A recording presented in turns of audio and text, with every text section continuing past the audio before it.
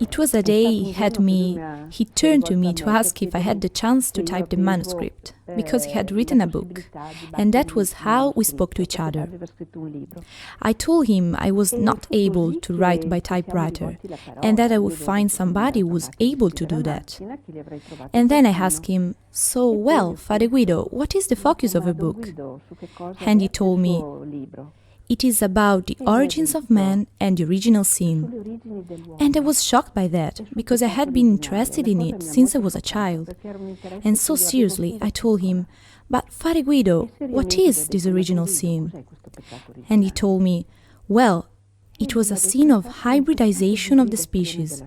And me, in a detached and quite arrogant tone, I said, "Don Guido, what are you talking about?"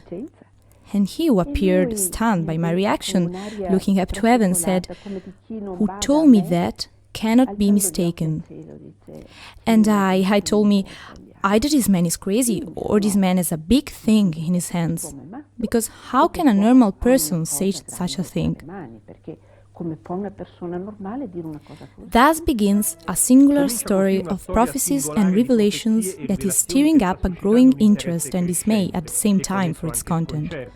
We are talking about a Venetian pious priest, Father Guido Bortoluzzi, who died in 1991 at 84 years old, and who wrote the content of some visions received over the years concerning the creation, the origin of man, and the original sin.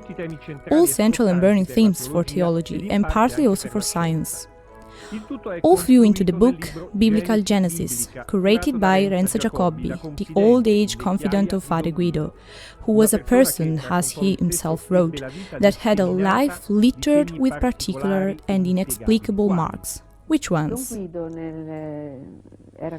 Father Guido, he was still a child. We are in 1922. He was born in 1907, so he was young at the time. And Father Calabria, a mystic, came to visit this seminary. And by seeing all these little boys entering their classroom, he told the dean, he said, "This little boy," and said, "This little boy has a great task. He will have a great task, because the Lord will reveal him, he will have to write a very important book." And the dean asked him, "About what?" And he answered, "About the biblical Genesis, about the dark passages of biblical Genesis." And so the dean, was a little baffled. And Father Guido, who saw this Father Calabria addressing directly to him, was impressed by the speech. This was in 1922. 6 years later, we were in 1928 in this seminary of Belluno, because the seminary was divided in two parts by age. Father Matteo Cronley came to visit the seminary.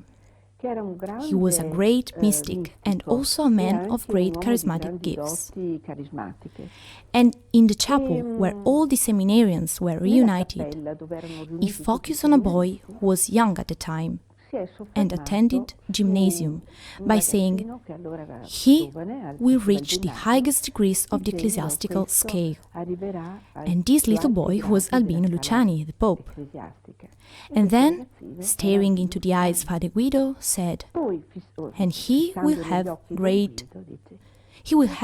a very important thing to do.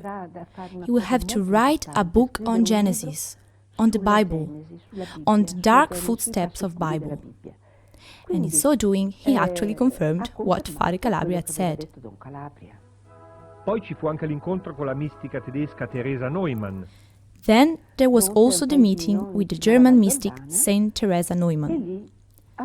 Dont is a village on the top of Giordana Valley, and there he received the visit of Teresa Neumann. One day, this woman knocked on the door with a handkerchief on her head, speaking German.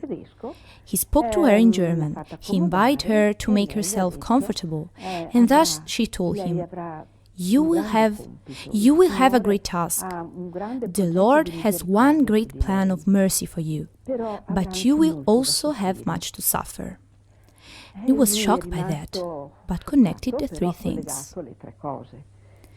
The book supports the thesis that the famous words of Giovanni Paolo I, Pope Luciani, about God, who is Father and Mother, somehow relied on Don Guido's visions. Isn't it such an arbitrary link? They had had the prediction at the same time and had been witness to one another. So Albino Luciani, after becoming a priest, made also a career, an ecclesiastical career. At that time, he was bishop in Vittorio Veneto, and then was made patriarch in Venice, and returned to Vittorio Veneto to hold a day of retirement for all the priests. At that point, Father Guido had already had some of the revelations and approached him to say, "I have some important things to clarify, to share. However," he said, "there is no material time. I wish you to come back." He said, "I would like to come back to you, because I have to say something to you very important. God revealed to me the creation of man, and God is truly Father and Mother for the man. Because, as I will say later, God had created both male and female gametes that made up the first cell of the first specimen that was Adam. So Adam did not have ascendants, I mean in the nature of the living beings, because Father and Mother for him were actually a new creation. When then Albino Luciani became Pope, evidently he was believed Father Guido, because he knew that he would have had some revelations, and he gave a testimony to Father Guido, and he said in a wider sense that God is Father and Mother in a spiritual sense too. So it was a very beautiful thing that Father Guido appreciated a lot. But how did the birth of man take place according to Father Guido's revelations? The report of these visions, which he had in old age, has a complex and meticulous photographic character, even scabrous at first glance. In brief, God would have inserted a male gamete and female gamete, a spermatozoon and an ovum, into the uterus of an ancestral female, that is, of a pre-existing species extinct today. Thus, the cell from which Adamo will come out originates. And that is an example of artificial insemination of a rented uterus, without contamination between ancestral species and human species, because through the placenta, as everybody knows, genetic characters do not pass, but only nutritional elements. And that same ancestral uterus would then host the embryo of the first woman, but this time resulting from the union between Adam's semen and a new ovum, a dog created by God. The first perfect couple was done, but then the original sin came. Adam wants to engender children out of God's plan.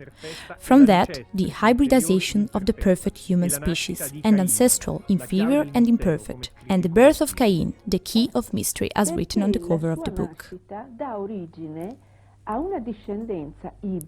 Of course, because his birth represents the origin of a hybrid offspring that God would never have wanted.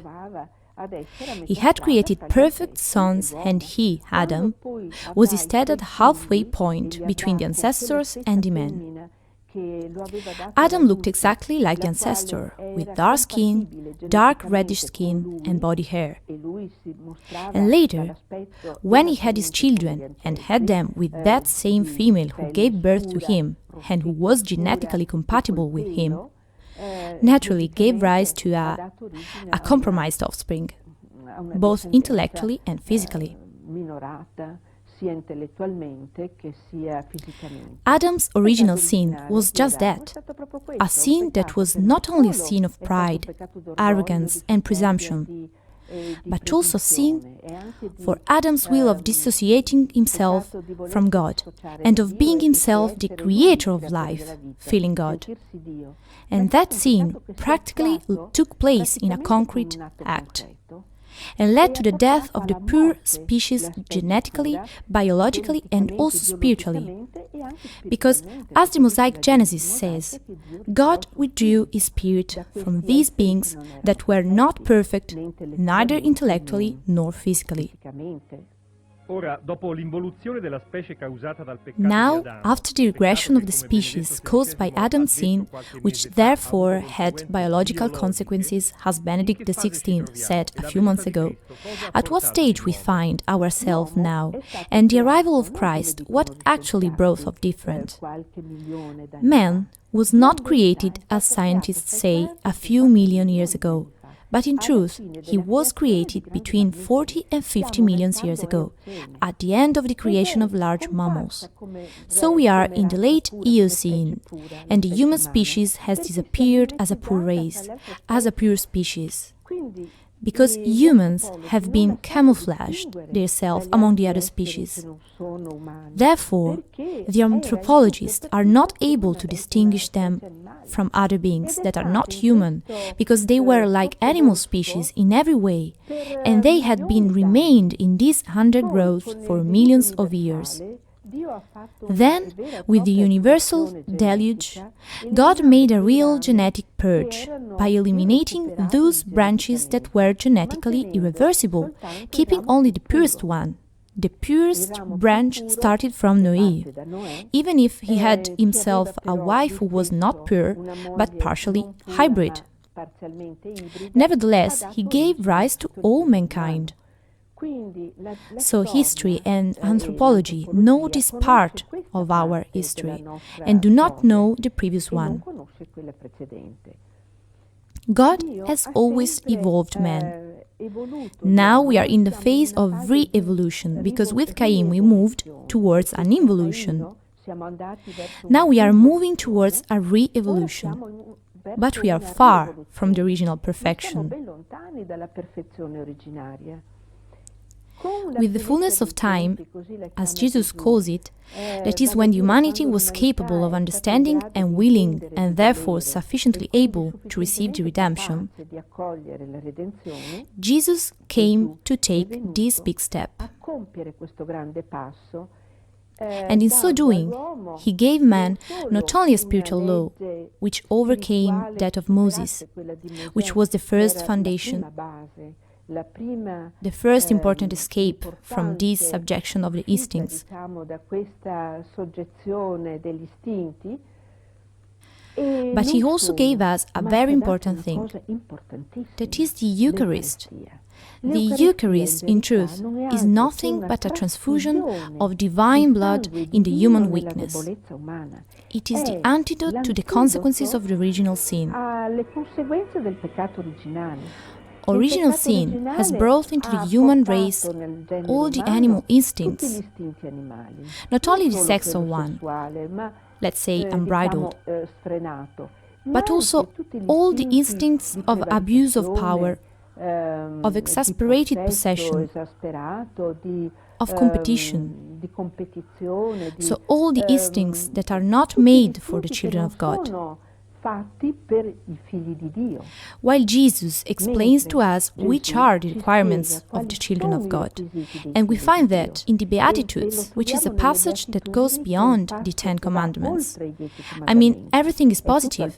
It does not say, don't do that, don't kill, don't steal, but it says, blessed are the meek, blessed are the just, blessed are those who have the Spirit, even if minimally, but they have it, because God gives Himself and the Spirit to those who are in the image and likeness of God. This book lacks an ecclesiastical imprimatur, which is permitted by canon law. However, do you not feel the need to have an authoritative judgment of the Church? I certainly feel this need, and it seems to me something that will undoubtedly happen, because it does not really contradict our Catholic faith, and not even the Jewish one, and I do not even think the Muslim one, even though I do not know it very well. But rightly, Church goes with great prudence. These are very big things. Here we have the union of faith and science, that is reason, that meet for the first time with concrete things on which it is really possible to build a common thinking. Finally, let's return to Father Guido. Is it true that he even saw in a vision the Vajont tragedy? Yes, it's true. In 1945, Father Guido hadn't had any revelation yet. He was still a young boy, in short, a young priest, and he was chaplain in Casso, a village that was later hit by the Vajont flood catastrophe. And there he had a prophetic dream. So he saw all the tragedy of Vajont, the landslide that broke off Montauk, the water leaping over the dam, descending in a zigzag on the plain until the plain of Longarone that wiped out much of the village. And he was so shocked by that because he saw it in the particular details. He wanted and tried to sensitize parish priests and mayor.